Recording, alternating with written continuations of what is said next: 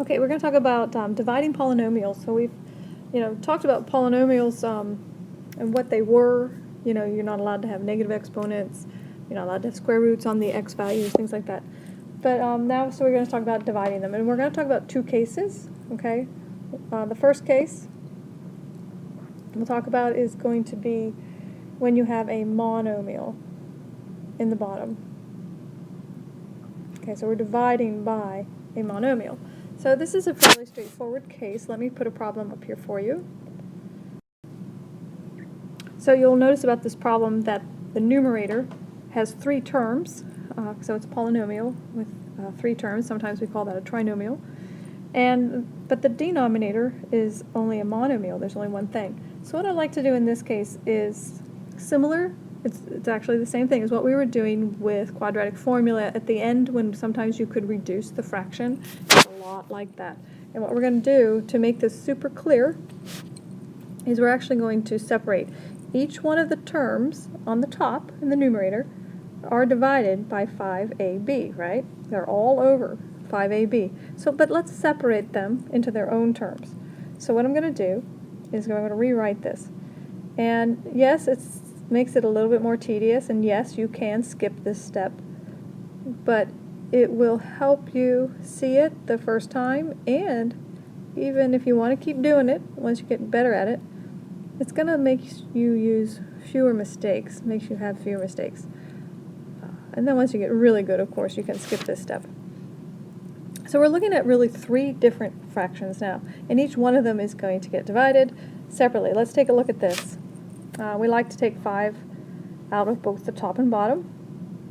Then remember, when we're looking at the a squared divided by a, you subtract the exponents, so you're left with a to the 1, because I took my 2 minus 1. And then the b's, you could imagine that you are subtracting 1 minus 1, getting b to the 0, but of course b to the 0 is just 1, because anything, I don't know how much we've talked about this, but anything to a 0 power is 1, okay?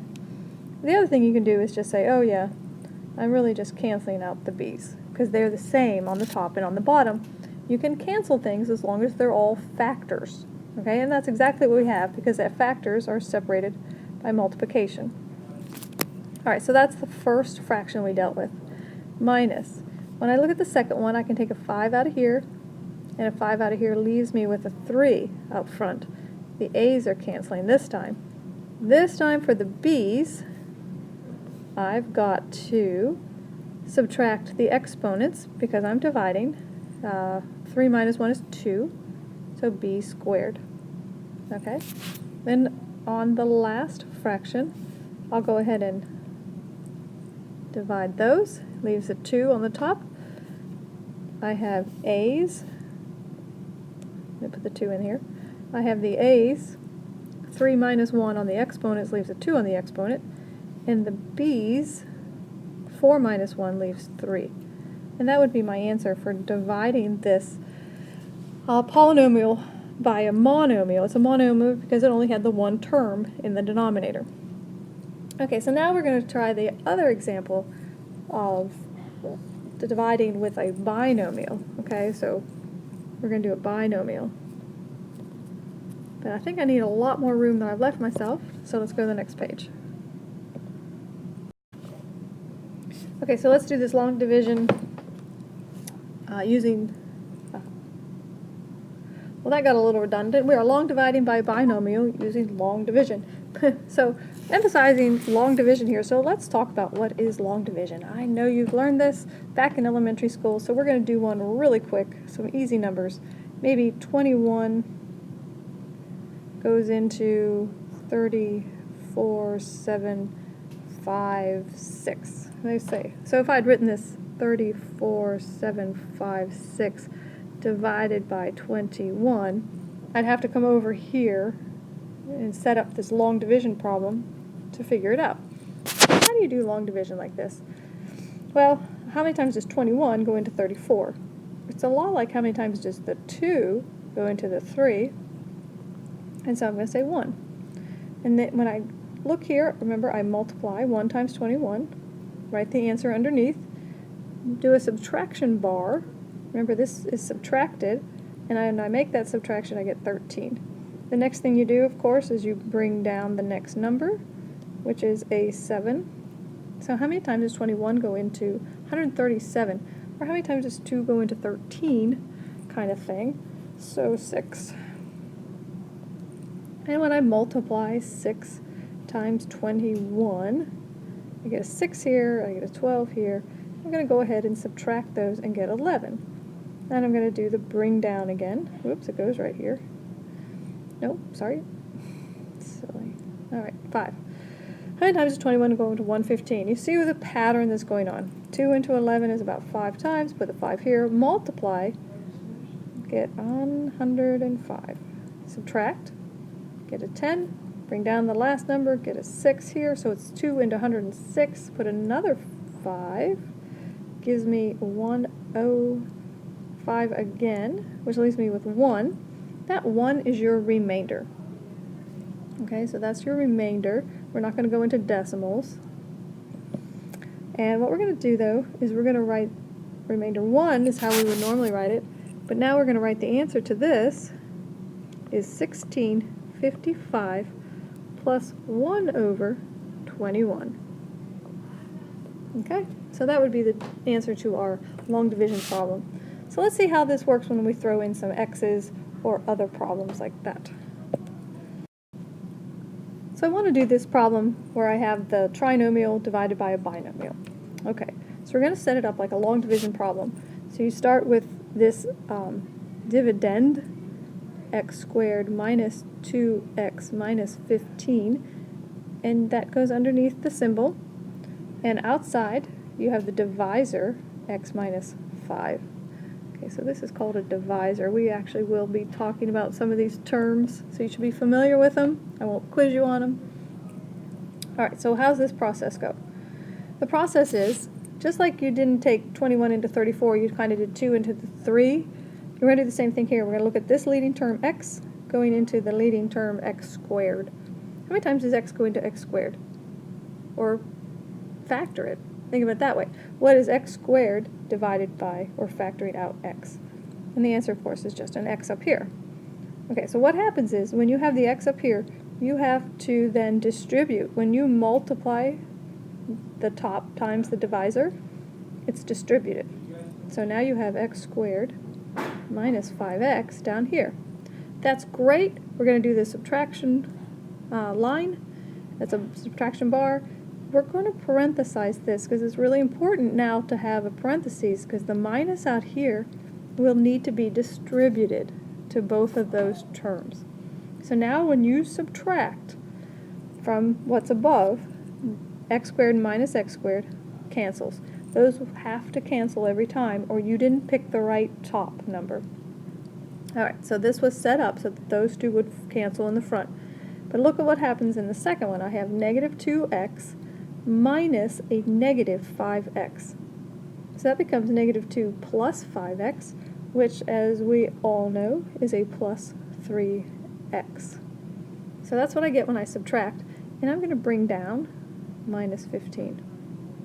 Now the question becomes, how many times does x go into 3x? Okay, you're looking at those leading terms, and think about maybe 3x, factor out the x, what's left is a 3. So the 3 goes up top, and it would be positive. Okay? Now remember, when you multiply 3 times this divisor here on the left, you've got to distribute the 3. So you get 3x minus 15. Whoa, I have a match. But don't forget, it's parentheses and a subtraction out here. So you have to subtract things. 3x minus 3x cancels, leaves 0. Minus 15 plus 15 also cancels. So I am left with 0 as my remainder. Okay, so when I have a 0 remainder, I don't need to put it up here. Like R0 is not necessary. But I will say the answer to this is x plus 3. So that would be the answer to that division problem. So let's try one more. I want to show you another way to ask the question, first of all. So sometimes the question looks like this. It sometimes the question is, do this operation, a squared minus 5a plus 3. There's your trinomial, kind of like we did before. But this time, it looks like multiplication, 2a minus 1, except there's a minus 1 exponent over here. And remember what a minus 1 exponent means. It means take a reciprocal. So this entirety in the parentheses has that negative 1 on it. So what that means is a squared minus 5a plus 3 is all divided by 2a minus 1. Okay? So that's actually the problem we have to do now. So let's set it up. I'll try to leave a little more room this time. A squared minus 5a plus 3 under the long division bar. Outside is the divisor, 2a minus 1. I did not want to do it that hard. Can I go? Well, I didn't mean to make it this hard, so let me go back and change it. I hate to do that to you, but I'm going to do it. I'm going to put a 4 here. I'm going to put a 4 here, so that puts a 4 here. Okay? Let's stay away from fractions while we're trying to understand a new process. Okay. So now that I have a 4 there, I'm asking myself, how many times does 2a go into 4a squared? So remember, it's like factoring out the 2a from 4a squared. So obviously the answer up here has to be a 2a. Now that I've decided what goes up there, I'm going to multiply by both of these pieces out here, both the terms and the divisor. So 2a times 2a is 4a squared. Oh good, I got the match, so it lines up nicely. Then 2a times the minus 1, minus 2a. So go ahead and subtract that. Subtraction bar, parenthesize, subtraction outside. Then you're going to get these to cancel. Then you have minus 5 plus 2, that whole thing again. Don't forget to distribute the negative. So that becomes minus 3a. I can bring down the plus 3. How many times does 2a go into minus 3a? Well, it's totally official now that I can't make up a good problem. So I'm going to stop trying and just go with what we got. And what happens is negative 3a divided by 2a. Oh boy. So let's call this minus, let me get rid of this. This is kind of in the way. 3 halves. Okay? Because what happens, watch what happens when I multiply my minus 3 halves times the 2a minus 1. When you multiply those together, let me go over here to be clear. I have 3 halves negative times 2a minus 1. Well, that's negative 3 halves times 2a plus 3 halves. These will cancel, and you're left with, let me write it over here now, minus 3a, so there's the match that I needed. And what did I have left? Plus 3 halves. So it got a little ugly on us, but I can subtract, I can parenthesize, I can subtract. So when I add these together, these will cancel, and I have 3 minus 3 halves. Well, 3 is equal to 6 halves. So 6 halves minus 3 halves is 3 halves. That worked out nice. So that's my remainder. So remainder, 3 halves. So I could say the answer to this is equal to 2a minus 3 halves plus 3 halves over the divisor, 2a minus 1. Can't quite get that minus 1. There it is, on there. Now, I hate having a fraction within a fraction. We'll deal with that later. Okay, here's a problem for you to try. And of course, the first thing you want to think about is what type of example is this, and what is your strategy for solving this? What's the process going to be? So think about it, and if you're having trouble, give it a pause, try and do it on your own, and then come back and check out this video. Okay, I've done this problem 2 ways. I probably prefer for you to do it the way on the left, where I recognize the negative exponent as meaning reciprocal, and then I'm back to the original type of problem of dividing by a monomial. So I split it into the 3 different fractions and was able to simplify each one. That's very straightforward. But if you're very good with your powers of exponents, you actually can use powers of exponents to do this problem, and that's what I did on the other side. It's a lot of more mental work, so you might not see everything that I've been thinking about doing on that, but if you see this method and it works well for you, you know, you distribute this AB to the minus 1, kind of distribute it to each three of the terms. You have a squared times a to the negative 1, for example, so add the exponents. Okay, so you end up with a in the first one. So if you see that, that's great, but otherwise I really want you, if you're struggling, to work on the left-hand side. All right, then we want to try this other type of division, the long division, where you're going to have this, the binomial over here is pushing you into that long division method. But I want to show you one more way how to set this up. And the problem with this problem that we're looking at is that it's missing some of the powers of y. It starts off as y to the 5th, but then it skips. It doesn't go in a nice, orderly fashion, y to the 4th, y to the cube. It's got some missing powers. So you have to deal with those, and let me show you how you deal with those real quick. We're going to take the y to the 5th minus 3y squared. Oops, see, that's exactly what I wanted to avoid. Okay, so I showed you what not to do. So let me go back and erase. The thing is, you have to leave a space, or use up the space with zeros for all the powers. So minus, or maybe I'll just do plus, 0y to the 4th plus 0y cubed. Then I can stick in the minus 3y squared plus 0y minus 20. Okay, this is important to do because it's going to be really important when we get down to subtracting in that long division, that we're lining up our columns of like terms. Okay, so this whole big thing here with extra spaces for missing terms or zeros is divided by y minus 2. So now with the zeros, you can go ahead and try this on your own, and just make sure you're lining up the columns, and so you're adding like terms or subtracting like terms every time. So it's going to take a while. Make sure you leave yourself lots of room. Go ahead, pause it, and come back for the answer.